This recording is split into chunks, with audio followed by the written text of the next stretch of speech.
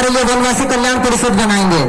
कुछ लोग बोलते हैं ये यात्रा निकालेंगे, कुछ लोग नहीं बोलते फलाना यात्रा निकालेंगे, लेकिन कोई भी आदिवासियों के ऊपर होने वाले अत्याचारों के बारे में आवाज नहीं उठाता है। आज आदिवासी समाज अनाथ की तरह हो गया है। आज हमारा नेता हमारे साथ खड़ा नहीं है। आज हमारा अधिकारी कर्मचारी हमारे साथ बोलने के लिए डर रहा है। आज हमारा खुद का अपना भाई सुनने के लिए राजी नहीं है।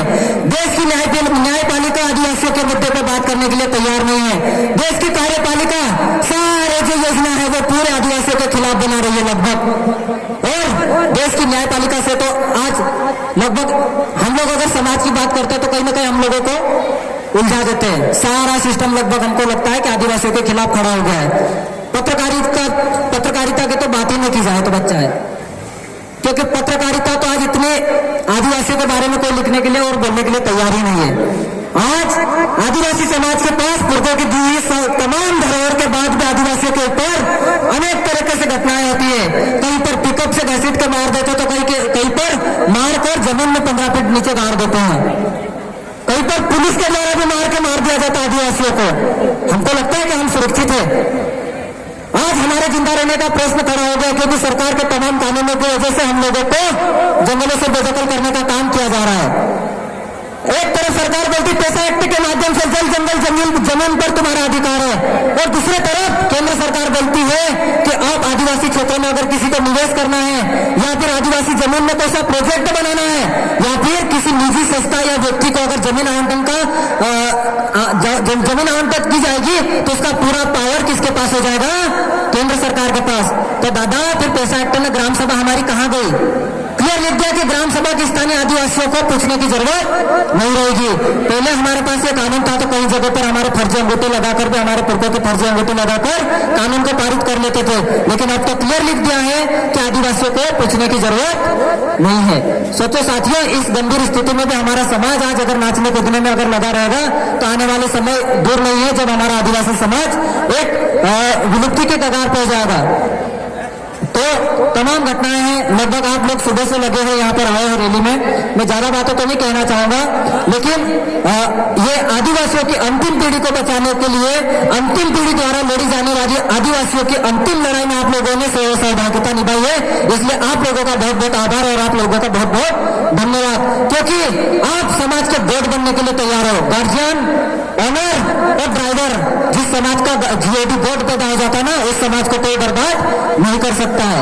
इसलिए आप लोगों से निवेदन है, जो चीजें हम लोग सुन के जाते हैं वो लोगों को समझाए, क्योंकि सरकार की मिलीभगत और पंजीकृतियों की मिलीभगत की वजह से 2 करोड़ वन अधिकार कानून की जो पट्टे होते हैं, 2 करोड़ पट्टों का दावा निरस्त किया गया है। 2 करोड़ में तो हमारा आदिवासी समाज बर्बाद हो जाएगा।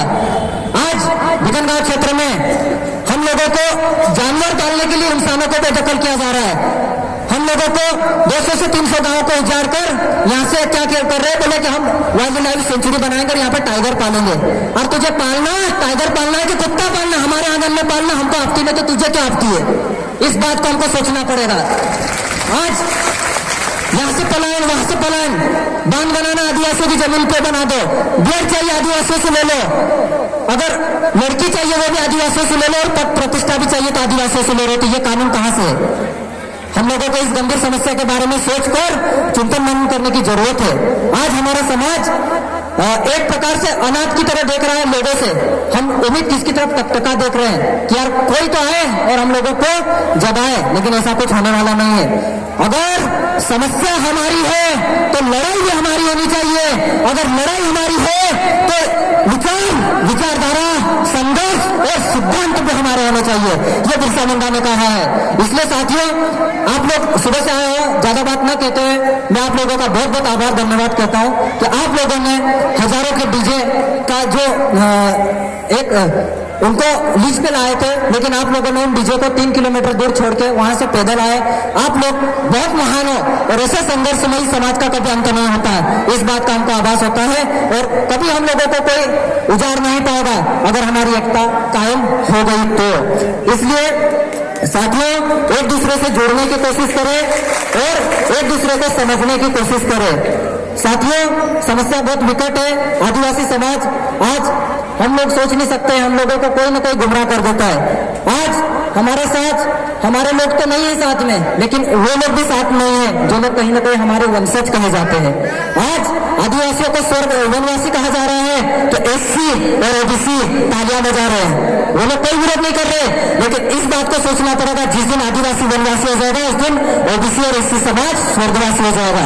सिर्फ एससी और ओबीसी समाज ही का नुकसान नहीं होगा, इसमें उन तमाम लोगों का नुकसान होगा जिनका संबंध खेती किसानी और छोटी छोटी नौकरी पेशा से संबंध रखते हैं, अपनी जीविका चलाते हैं। इसलिए हम लोगों से आज अलग अलग समाजों से अपील करते हैं कि आदिवासियों की समस्याओं को समझने की कोशिश करें और हम लोगों के ऊपर जो विकट समस्या आई है उसमें आप हमारा योगदान दें, हमको सहयोग दें ताकि हमारा रिश्ता मजबूत बने। आज जो स्थितियां होती है कहीं पर कोई सुरक्षा नहीं होती है, ऐसे क्या वजह है, इस बात को हमको सोचना पड़ेगा।